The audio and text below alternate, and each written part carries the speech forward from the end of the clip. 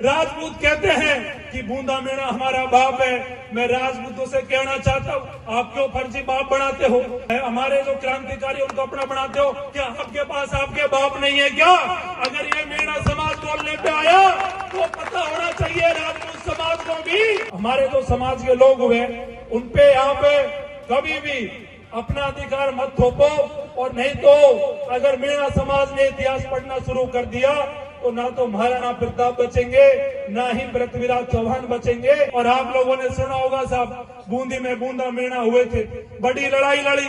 राजपूत कहते हैं कि बूंदा मीणा हमारा बाप है। मैं राजपूतों से कहना चाहता हूँ, आप क्यों फर्जी बाप बनाते हो? भाई आप क्यों उधार के हमारे जो क्रांतिकारी उनको अपना बनाते हो? क्या आपके पास आपके बाप नहीं है क्या?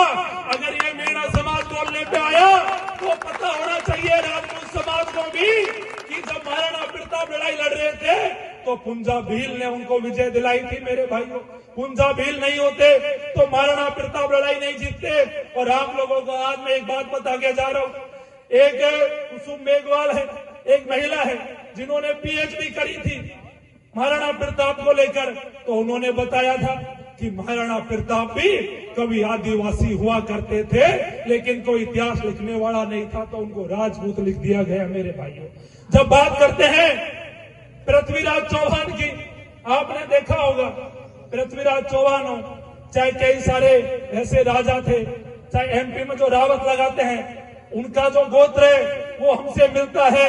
अगर मेरे भाइयों, मैं राजपूत समाज से भी प्रेम करता हूँ, लेकिन आप ऐसे मत करो कि हमारे जो क्रांतिकारी है, हमारे जो समाज के लोग हुए उनपे यहाँ पे कभी भी अपना अधिकार मत थोपो।